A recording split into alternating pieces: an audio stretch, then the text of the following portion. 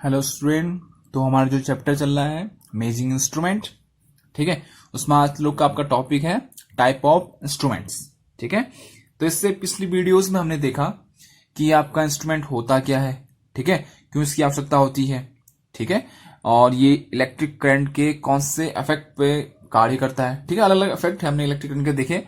Hall effect हो गया, magnetic effect हो गया, इलेक्ट्रोस्टैटिक इफेक्ट हो गया। ठीक है, तो अलग अलग हमने विद्युत प्रभाव देखे। ठीक है, उनके बारे में हल्का सा हमने डिस्कशन किया।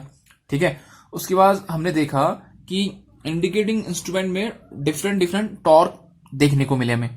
ठीक है, कि जिसके कारण आपका इंडिकेटिंग इंस्ट्रूमेंट आपको रीडिंग शो करता है, तो वो टॉर्क भी हमने देख लिया। ठीक है, अब आपका जो टाइप ऑफ इंस्ट्रूमेंट है उसको दो भागों में बांटा गया है आपके कोर्स के हिसाब से। ठीक है, आपकी जो बुक में दे रखा है वैसे इसमें और भी टाइप होते हैं, इंडक्शन, इलेक्ट्रोस्टैटिक। बस आपके जो सिलेबस के हिसाब से आप में जो टाइप ऑफ इंस्ट्रूमेंट है दो हिस्सों में बांटा गया है। एक है मूविंग आयरन टाइप, एक है मूविंग कॉइल टाइप। ठीक है, अब मूविंग इसलिए कर रहा है क्योंकि इसमें आपका जो आयरन का टुकड़ा है, ठीक है, वो इसमें मूव करता है। अब वो कैसे मूव करता है वो देखो। पहला क्या आपका मूविंग आयरन इंस्ट्रूमेंट। ठीक है, तो इसमें क्या करते हैं हम ना, एक आयरन का टुकड़ा होगा जो मूव करेगा और एक आयरन का टुकड़ा होगा जो फिक्स होगा। ठीक है, तो एक आयरन का टुकड़ा फिक्स होगा, ठीक है, ये अपनी जगह फिक्स रहेगा। दूसरा आयरन का टुकड़ा क्या करेगा, मूव करेगा। ठीक है, तो अगर मैं इन दोनों आयरन के टुकड़े को सेम मैग्नेटिक फील्ड प्रोड्यूस कराऊं, दोनों में सेम, मतलब इसमें भी वही मैग्नेटिक फील्ड, इसमें भी वही, दोनों को सेम करंट देने पर या सेम दिशा में करंट देने पे, तो ये दोनों सेम मैग्नेटिक फील्ड बन जाएंगे। और आपको पता है कि चुंबक में क्या होता है, सेम मैग्नेटिक फील्ड आपस में रिपल करते हैं, मतलब सेम चुंबकीय क्षेत्र। अगर नॉर्थ पोल साउथ पोल की बात करें तो नॉर्थ पोल को क्या करता है, रिपल करता है। तो वही यहां पर भी होता है, दोनों मैग्नेटिक फील्ड बन गए और एक ही दिशा में बने, तो ये क्या करेगा, ये एक दूसरे को रिपल करेंगे। ठीक है, ये दोनों एक दूसरे को रिपल करेंगे।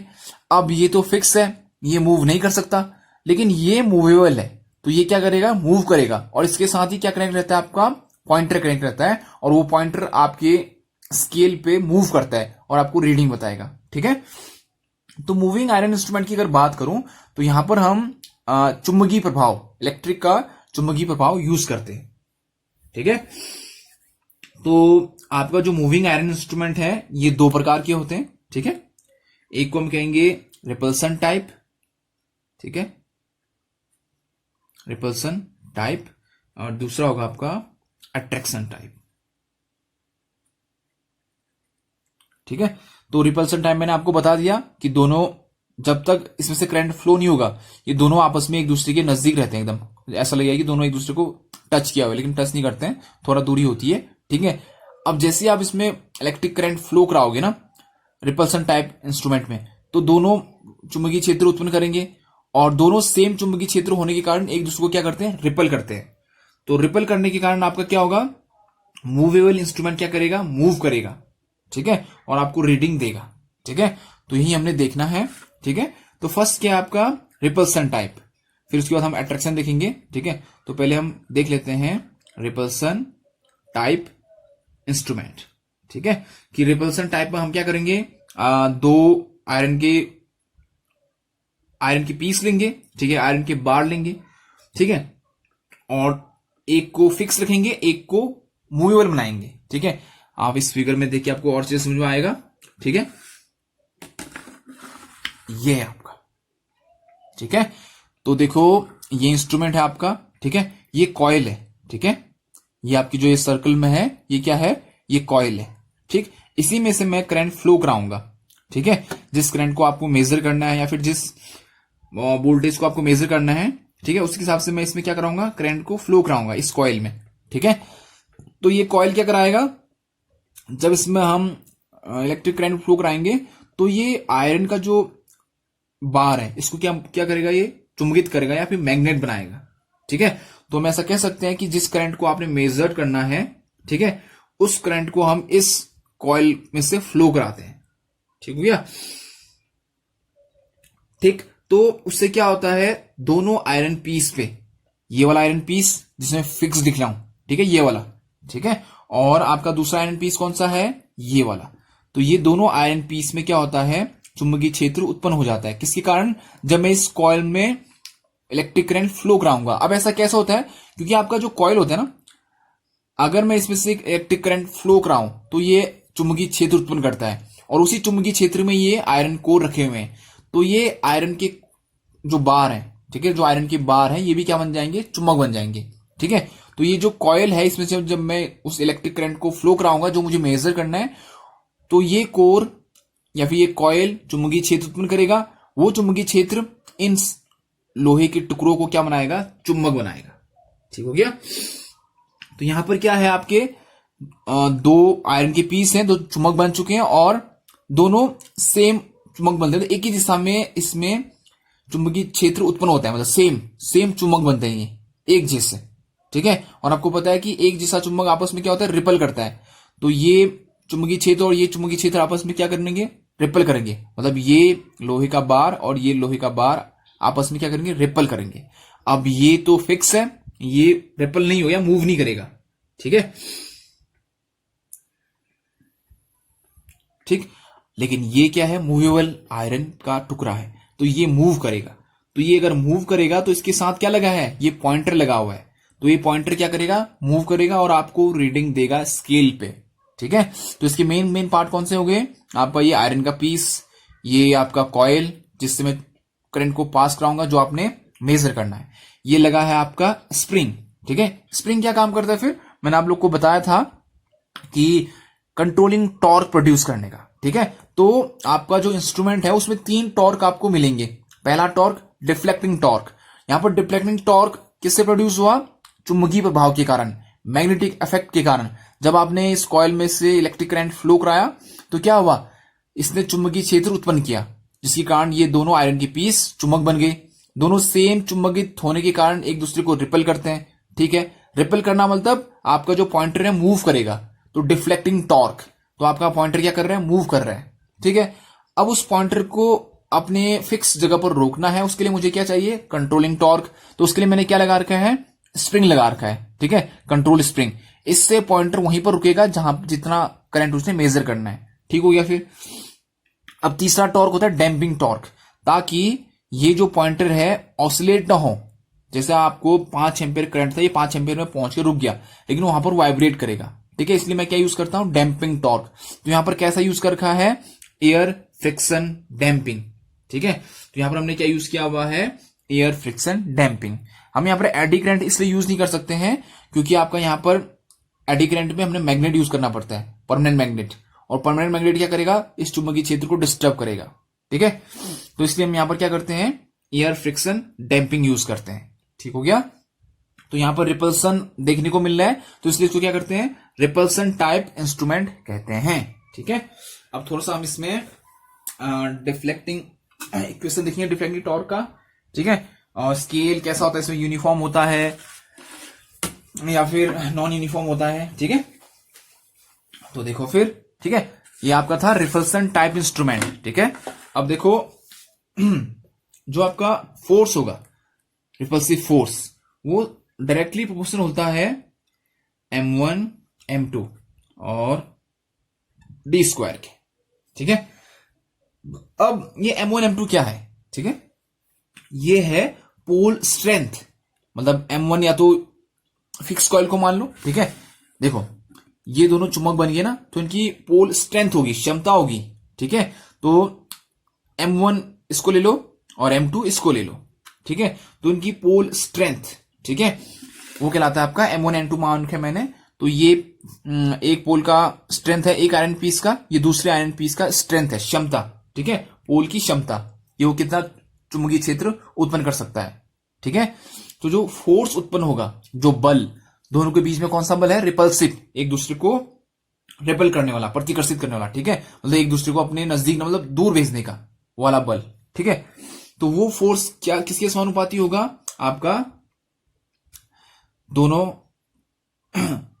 दोनों आयरन पीस के पोल स्ट्रेंथ के। ठीक है, तो ये हो गया। और डी स्क्वायर क्या हुआ, दोनों पीस के बीच की दूरी के। मतलब एक आपका ये है ना, देखो एक आयरन का पीस ये है, आयरन के पीस ये है, तो दोनों के बीच की दूरी डी ले रखी मैंने, तो डी स्क्वायर। ठीक है, तो मैं इसको ऐसा भी लिख सकता हूं m1 m2। अभी हम डी को छोड़ दे रहे हैं। ठीक है। अब देखो आपका ये M1 M2 क्या होगा, ठीक है, ये M1 किसके समानुपाती होगा, ठीक है, ये समानुपाती होगा H के। अभी H क्या होता है, H होता है आपका मैग्नेटाइजिंग फोर्स, ठीक है। देखो कॉइल में आप जितना ज्यादा करंट दोगे वो उतना ही ज्यादा आपका क्या होगा, चुंबकीय क्षेत्र उत्पन्न करेगा, ठीक है। तो जब आप करंट फ्लो कराओगे कॉइल में तो वहां एक फोर्स प्रोड्यूस होता है, ठीक है, वो फोर्स क्या करता है, चुंबकीय क्षेत्र उत्पन्न करता है। तो इसलिए इसको क्या कहते हैं, मैग्नेटाइजिंग फोर्स। तो जितना ज्यादा मैग्नेटाइजिंग फोर्स होगा उतना ही ज्यादा आपका आयरन का पीस चुंबक बनेगा। तो मैं ऐसा कह सकता हूं कि जितना ज्यादा आपका मैग्नेटाइजिंग फोर्स उतना ही ज्यादा आपका क्या होगा, पोल स्ट्रेंथ होगा। तो दोनों के दोनों इसके समानुपाती होंगे, क्योंकि ये जितना ज्यादा होगा वो उतना ही ये ज्यादा होगा। वैसे ही ये दूसरा वाला भी, क्योंकि दोनों के आयरन पीस ना एक ही चुंबकीय क्षेत्र के अंदर है, तो मैं ऐसा लिख सकता हूं, ठीक है। एच मतलब समझ में आ गया ना, चुंबकीय बल। जब भी आप किसी कॉइल में इलेक्ट्रिक करंट फ्लो कराओगे तो वहां क्या होता है, चुंबकीय क्षेत्र उत्पन्न होता है। वो होता कैसे है, तो वहां पर एक फोर्स प्रोड्यूस होता है, ठीक है, जिसे हम कहते हैं मैग्नेटाइजिंग फोर्स, ठीक है, जिसके कारण वहां पर क्या होता है, चुंबकीय क्षेत्र उत्पन्न होता है, ठीक है। तो यहां पर मैं ऐसा लिख सकता हूं, M समानुपाती किसके, देखो M1 और M2 दोनों किसके प्रोपोर्शनल है, H के। तो H.H और इसको मैं लिख सकता हूं H स्क्वायर के। तो आपका जो बल है, रिपल्सिव फोर्स, दोनों कॉइल की, दोनों उसके बीच में, आयरन पीस के बीच में जो बल है वो क्या हो गया, H स्क्वायर के समानुपाती हो गया। और मैं इसको लिख सकता हूं I का स्क्वायर। अब I स्क्वायर क्यों लिखा, ठीक है, क्योंकि जितना ज्यादा मैं करंट फ्लो कराऊंगा ना कॉइल में उतना ही ज्यादा मैग्नेटाइजिंग फोर्स उत्पन्न होता है, ठीक है। तो मैं H को I भी लिख सकता हूं, क्योंकि आपका H किसके समानुपाती होता है, I के, ठीक है। जैसे M1 और M2 किसके समानुपाती थे, H के, वैसे आपका H किसके समानुपाती है, I के। तो आपका जो फोर्स है वो किसके समानुपाती आ गया, I स्क्वायर के, ठीक हो गया। तो देखो जितना ज्यादा फोर्स होगा उतना ही ज्यादा डिफ्लेक्टिंग टॉर्क होगा। तो डिफ्लेक्टिंग टॉर्क किसके समानुपाती होगा, F के, ठीक है। और F किसके समानुपाती है, I स्क्वायर के। तो डिफ्लेक्टिंग टॉर्क किसके समानुपाती हो गया, I स्क्वायर के, ठीक है। अब आपका जब पॉइंटर रुकता है, रीडिंग लेते समय आप जब पॉइंटर आपका रुकता है तो वहां पर क्या होता है, डिफ्लेक्टिंग टॉर्क और कंट्रोलिंग टॉर्क किस बराबर होते हैं।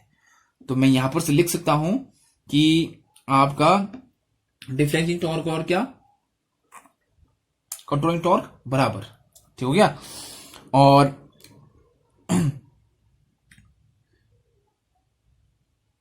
ठीक है, और आपका कंट्रोलिंग टॉर्क किसके समानुपाती होता है, फाई के, ठीक है। जितना ज्यादा फाई होगा, फाई मतलब देखो ना, जैसे आपका स्केल है, ये स्केल है, ठीक है, ये आपका पॉइंटर है, पहले यहां पर था, ठीक, अब ये मूव करके यहां पहुंच गया है, ठीक है। और ये एंगल क्या कहलाएगा, थीटा कहलाएगा या फाई कहलाएगा। चलो मैंने फाई ले रखा तो फाई कह लो, ठीक है। तो कंट्रोलिंग टॉर्क कितना उत्पन्न होता है, जितना ज्यादा एंगल होगा ये उतना ही ज्यादा आपका कंट्रोलिंग टॉर्क उत्पन्न होता है आपके इंस्ट्रूमेंट में। तो यहां पर मैं लिख सकता हूं कि कंट्रोलिंग टॉर्क किसके समानुपाती होता है, आपके फाई के, ठीक है। देखो और ये वाला पॉइंट कब आता है, डिफ्लेक्टिंग टॉर्क और कंट्रोलिंग टॉर्क बराबर कब आते हैं, जब आपका पॉइंटर रुकेगा, कहां पर, जहां पर आप रीडिंग लोगे, जब आपका पॉइंटर रेस्ट रुकेगा, जहां पर आप रीडिंग लोगे उस पॉइंट पर आपका डिफ्लेक्टिंग टॉर्क और कंट्रोलिंग टॉर्क बराबर होते हैं, तब जाके आपका पॉइंटर रुकता है, ठीक है। तो इस पॉइंट को याद रखना आपने, ठीक हो गया। तो कंट्रोलिंग टॉर्क किसके समानुपाती होता है, आपके फाई के, और ये दोनों बराबर है, ठीक है। तो आपका डिफ्लेक्टिंग टॉर्क ही कंट्रोलिंग टॉर्क कहलाता है जब वो रुकता है। तो मैं यहां पर लिख सकता हूं कि कंट्रोलिंग टॉर्क किसके समानुपाती है, I स्क्वायर के भी, ठीक है, क्योंकि दोनों बराबर हो गए ना जब रुक रहे हैं, ठीक। तो ये देखो अब कंट्रोलिंग टॉर्क फाई के समानुपाती भी है, टॉर्क आपका I स्क्वायर के समानुपाती भी है, डायरेक्टली प्रोपोर्शनल, और आपका कंट्रोलिंग टॉर्क फाई के भी समानुपाती है। तो मैं लिख सकता हूं कि फाई आपका किसके समानुपाती हो गया, I स्क्वायर के। तो आपका स्केल कैसा होगा, नॉन यूनिफॉर्म, ठीक है। तो आपका जो डिफ्लेक्शन है, जो आपका पॉइंटर मूव कर रहा है, वो किसके समानुपाती है? आई स्क्वायर के। तो इसका मतलब जो आपका स्केल होगा उसमें दो यूनिट्स के बीच में जो दूरी होगी वो अलग अलग होगी, ठीक है। तो आपका जो रिपल्सन टाइप इंस्ट्रूमेंट है उसमें जो आपका स्केल होगा वो क्या होगा? नॉन यूनिफॉर्म, ठीक है। इसको आपने याद रखना है, ठीक। और इसकी एक और खासियत क्या है, देखो इसका मैं अगर डिसएडवांटेज में कह सकता हूं इसको कि इसका स्केल क्या होता है? नॉन यूनिफॉर्म होता है, ठीक है। ये इसका डिसएडवांटेज में आ गया, ठीक ठीक है। तो मूविंग आयरन इंस्ट्रूमेंट की अगर बात करते हैं तो इसका स्केल क्या होता है? नॉन यूनिफॉर्म होता है। और आप इसको एसी के लिए या फिर डीसी दोनों के लिए यूज कर सकते हो, ठीक है। इसकी जो मेन पॉइंट है, तो आप इस स्केल को डीसी और एसी दोनों के लिए यूज कर सकते हो, ठीक है। तो ये था आपका रिपल्सन टाइप इंस्ट्रूमेंट। तो इसमें आपने देखा कि जो आपका कंट्रोलिंग टॉर्क है, ठीक है, या फिर डिफ्लेक्टिंग टॉर्क है, वो किसके समानुपाती आता है? आई स्क्वायर्स के, जिससे इसका स्केल क्या हो जाता है? नॉन यूनिफॉर्म हो जाता है। तो आपके मल्टीपल चॉइस क्वेश्चन में पूछते हैं कि आपका जो रिपल्सन टाइप इंस्ट्रूमेंट होता है उसका स्केल कैसा होता है? टिक मार्क क्वेश्चन आने आपको, तो उसमें बस इतना पूछेगा यूनिफॉर्म, नॉन यूनिफॉर्म, ठीक है। तो आपने याद रखना है रिपल्सन टाइप इंस्ट्रूमेंट का स्केल कैसा होता है? Non uniform. और ये एसी और डीसी दोनों के लिए यूज होता है, ठीक है, ठीक। अब है नेक्स्ट आपका अट्रैक्शन टाइप इंस्ट्रूमेंट, ठीक है। तो नेक्स्ट आपका इंस्ट्रूमेंट है अट्रैक्शन टाइप इंस्ट्रूमेंट, ठीक है। तो इसमें हम मैग्नेट के अट्रैक्शन वाले पावर को यूज करते हैं, ठीक है। रिपल्सन वाले में हमने मैग्नेट के रिपल्सन वाले पावर को यूज किया, ठीक है। तो इसमें क्या होता है, हम क्या करते हैं? मैग्नेटिक फील्ड प्रोड्यूस करते हैं, और वो मैग्नेटिक फील्ड एक आयरन के बॉल को अपनी ओर अट्रैक्ट करता है, और वो आयरन का बॉल कनेक्ट होता है पॉइंटर से, और जब वो बॉल मूव करता है तो उसके साथ आपका आयरन का पीस भी मूव करता है, ठीक है। आयरन का पीस जब मूव करता है उसके साथ पॉइंटर भी मूव करता है, ठीक है। तो इसका हम फिगर देख लेते हैं, ठीक है। हाँ, ये आपका है attraction type instrument, attraction type instrument, ठीक है। तो ये क्या हो गया? अट्रैक्शन टाइप इंस्ट्रूमेंट, ठीक ठीक है। तो इसमें हम सिर्फ एक ही आयरन का पीस यूज करते हैं, ठीक है, वो ये है, ठीक है। जबकि इससे पहले वाले में, रिपल्सन वाले में, हमने दो आयरन के पीस यूज किए थे, ठीक है। तो इसमें हम सिर्फ आयरन का पीस यूज करते हैं, और ये जो बॉल होता है ये ओवल शेप का होता है, ठीक है, यूनिफॉर्म स्केल देने के लिए, ठीक है। तो इसका जो आयरन पीस होगा ओवल शेप का होता है, ये जो बॉल होती है आयरन की, ठीक है, ठीक। अब जब आप इस कॉइल में से करंट पास करोगे, ये आपका कॉइल है, ठीक है, इसमें कॉइल लपेटी होंगी इसमें और इस पे, ठीक है। तो ये क्या करते हैं? मैग्नेटिक फील्ड प्रोड्यूस करते हैं, ठीक है। तो यहां पर क्या होगा? मैग्नेटिक फील्ड प्रोड्यूस होगा, ठीक। जब आप इस कॉइल में से इलेक्ट्रिक करंट फ्लो कराओगे तो क्या होगा?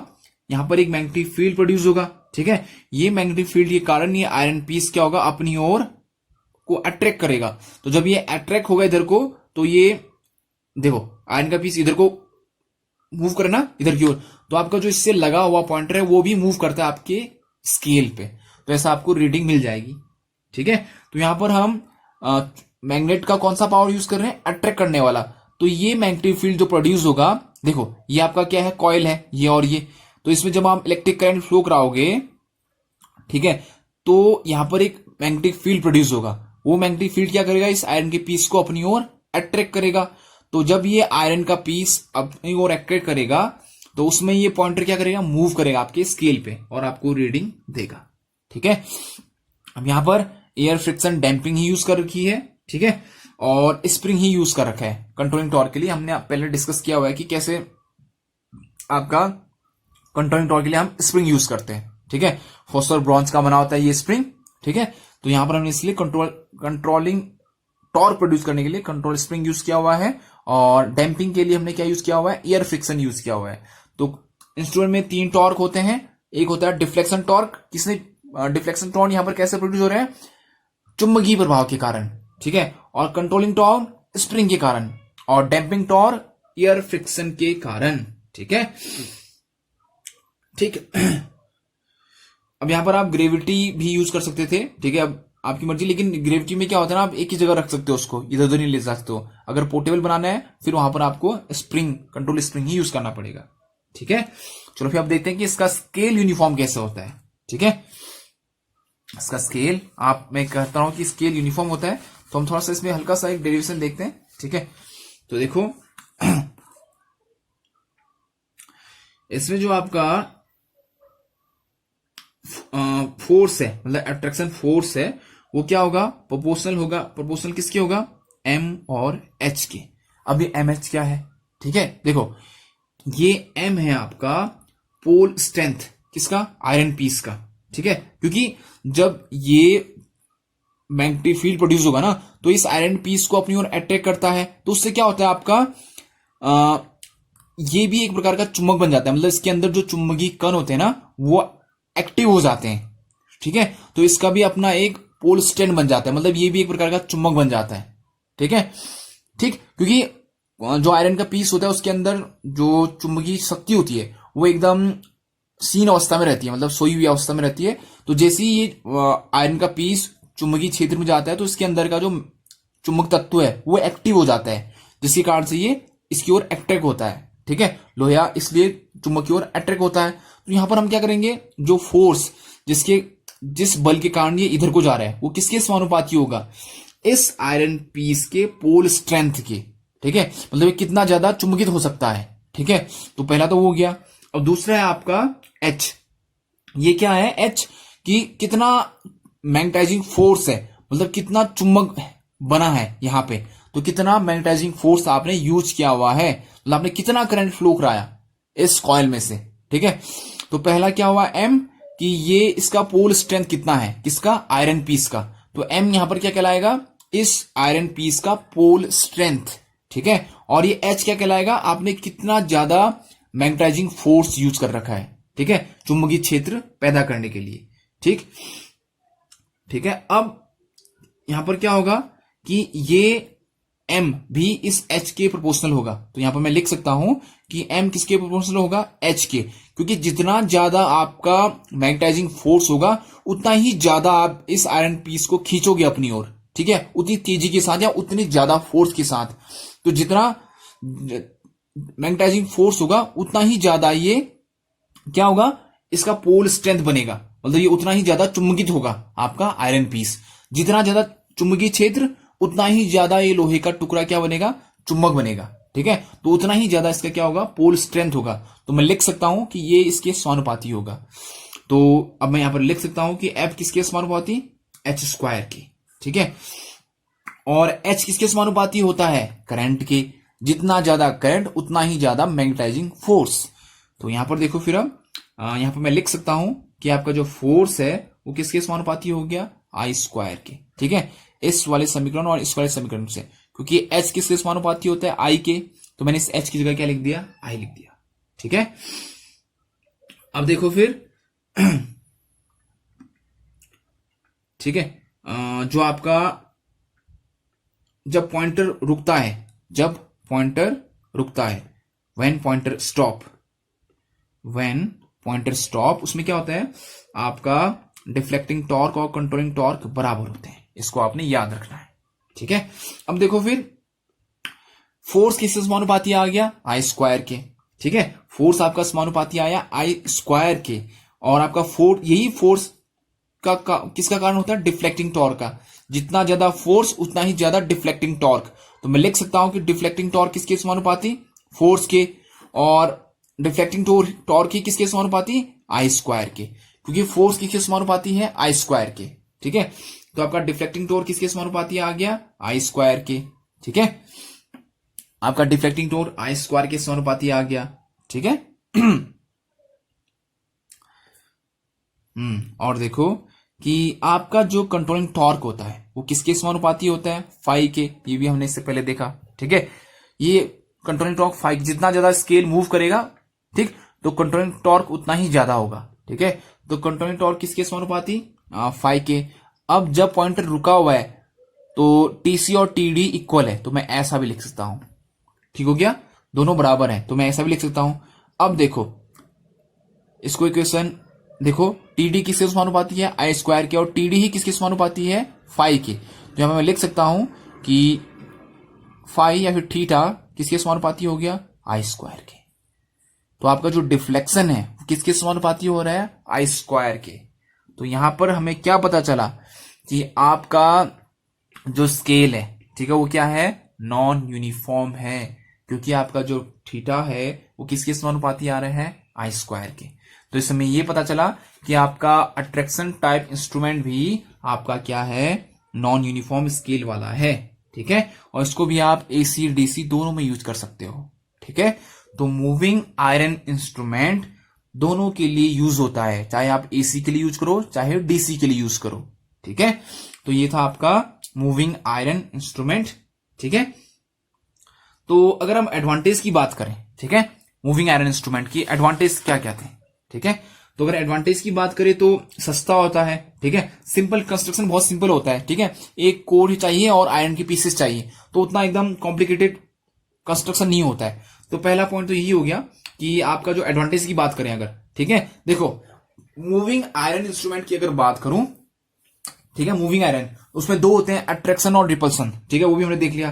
तो अगर मैं अगर एडवांटेज की बात करूं तो पहला तो हो गया कि कंस्ट्रक्शन या फिर आपका संरचना सिंपल होता है, ठीक, और चीपर होता है, सस्ता होता है, ठीक है। तो चीपर एंड सिंपल, ठीक है, सस्ता भी होता है और कंस्ट्रक्शन इसका क्या होता है, सिंपल होता है, और इसको AC as well as DC दोनों में यूज कर सकते हैं, ये याद रखना, ठीक है। मूविंग आयरन की बात कर रहा हूं, ठीक है, और इसमें क्या होता है,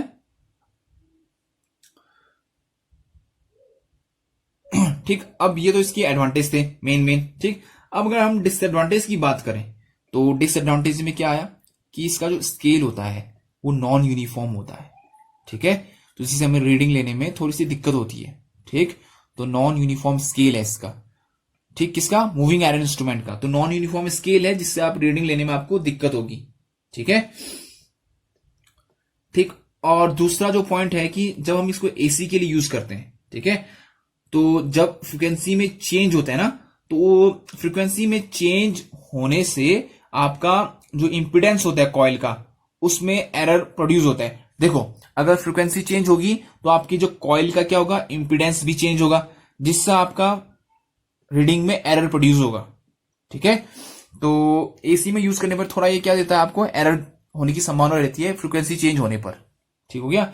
तो ये इसका क्या था, एडवांटेज और डिसएडवांटेज किसका, मूविंग आयरन इंस्ट्रूमेंट का, ठीक है। तो हमने मूविंग आयरन इंस्ट्रूमेंट देखा दो प्रकार के, अट्रैक्शन टाइप और रिपल्सन टाइप, ठीक हो गया। ठीक, अब है आपका नेक्स्ट मूविंग कॉइल इंस्ट्रूमेंट, ठीक है। तो मूविंग कॉइल इंस्ट्रूमेंट में आपके उसमें सिर्फ एक टाइप दे रखा है, ठीक है। तो मूविंग कॉइल इंस्ट्रूमेंट में आपके उसमें है परमानेंट मैग्नेट टाइप, ठीक है, सिर्फ एक टाइप है, उसके बारे में हम देखेंगे, ठीक है। तो नेक्स्ट आपका क्या है, मूविंग कॉइल इंस्ट्रूमेंट,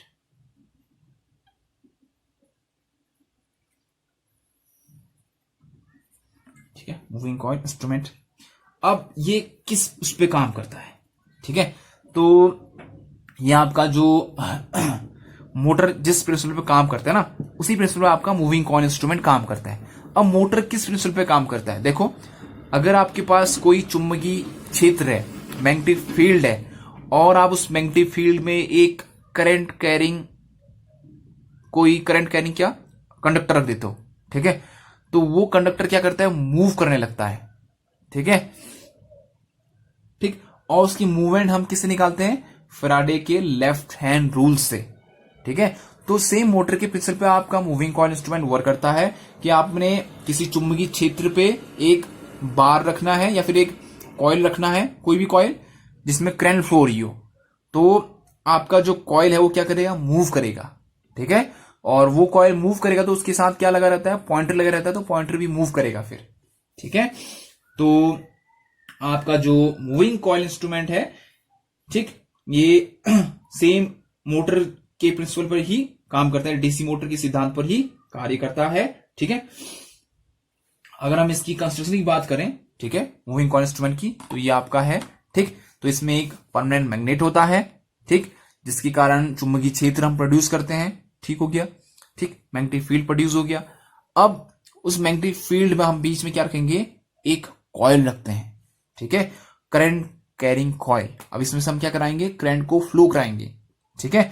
तो जब इसमें से करंट फ्लो होगा तो फैराडे के लेफ्ट हैंड रूल के अनुसार, आपको पहले ही मैंने बता रखा है, देखो लेफ्ट हैंड रूल, आपका जो थंब है ये किसको दिखाता है, आपका मूवमेंट को, कि आपका कॉइल किस दिशा में मूव करेगा। ये किसको दिखाता है, आपका मैग्नेटिक फील्ड को।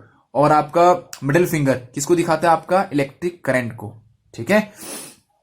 तो अगर यहां पर सिंपल से आपका अगर कंस्ट्रक्शन दिखाऊं, अगर आपका ये कॉइल है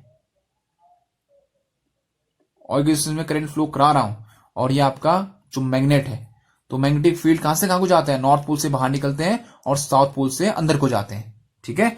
तो अगर करंट आपका बाहर को निकल रहा है, ठीक है, मतलब अगर मान लो ये इस टाइप से, ठीक है, थोड़ा सा 2D फिगर बनाने में 3D, ठीक है, इस टाइप से मैंने आपको मोटर जब पढ़ाया था, डीसी मोटर, उसमें अच्छे से समझा रखा है, ठीक है।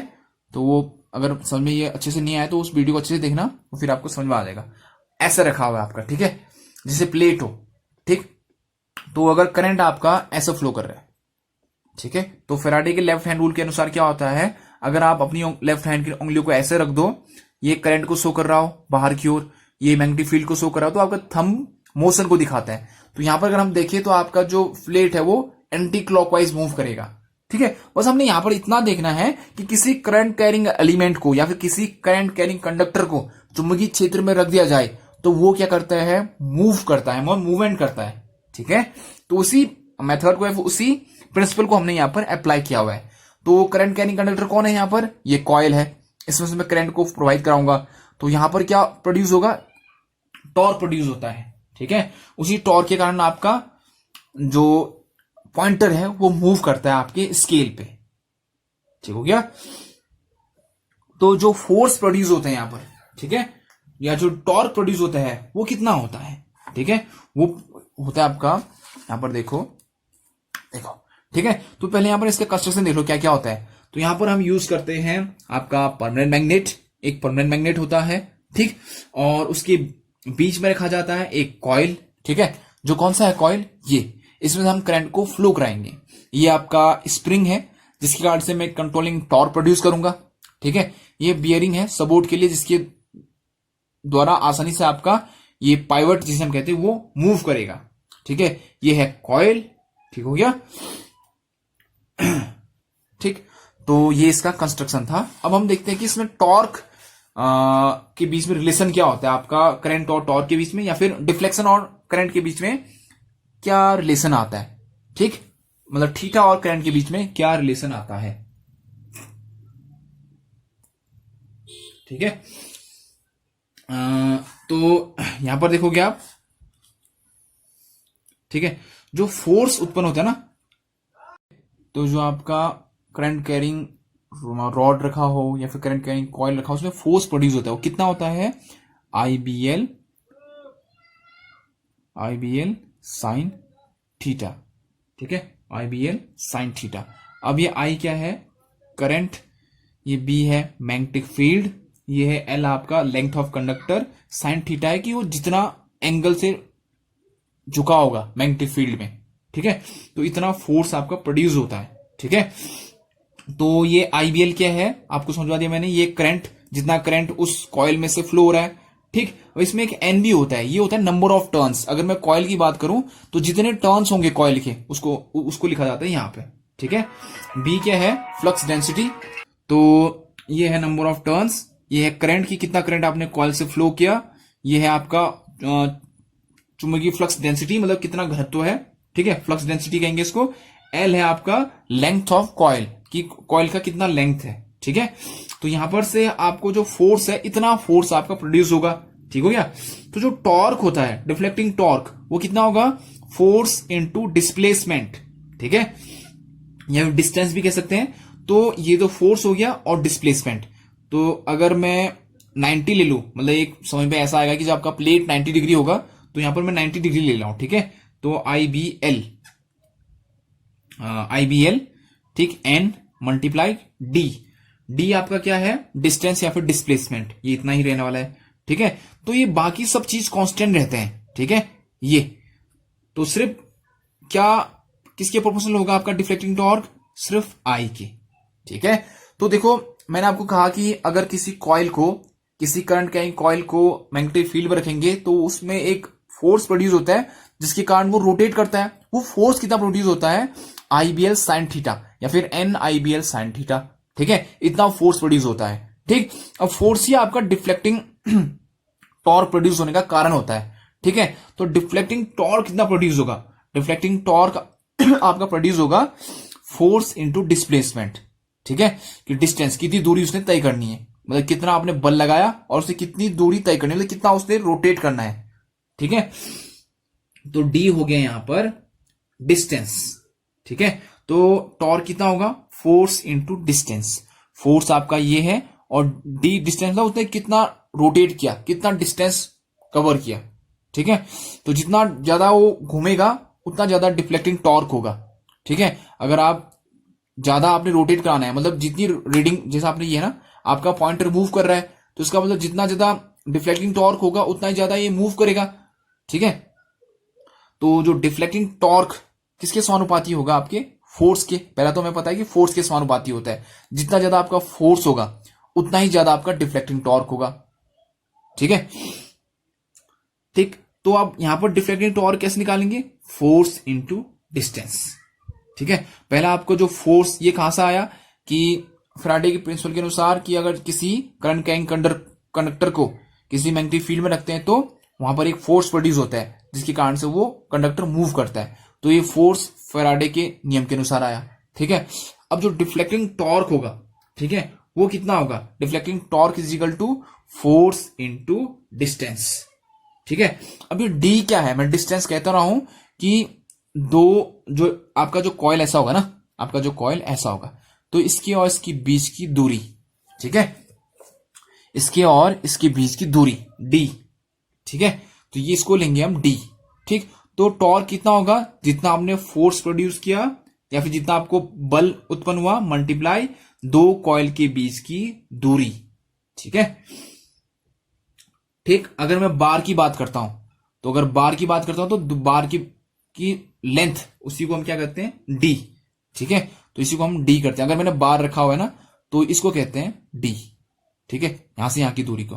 अगर कॉइल रखा हुआ है तो दो कॉइल के जो एक्टिव साइड होते हैं उनके बीच की दूरी क्या कहलाती है, डी कहलाती है। तो टॉर्क कैसे निकलेगा आपका, फोर्स इंटू डिस्टेंस, दो कॉइल के बीच की दूरी।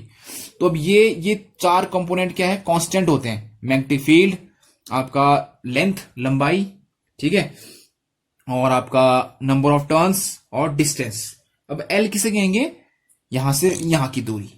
ठीक है, ये आपको पता होना चाहिए। ठीक है, छोटी छोटी बातें, यहां से यहां की दूरी एल और इन दोनों के बीच की दूरी डी।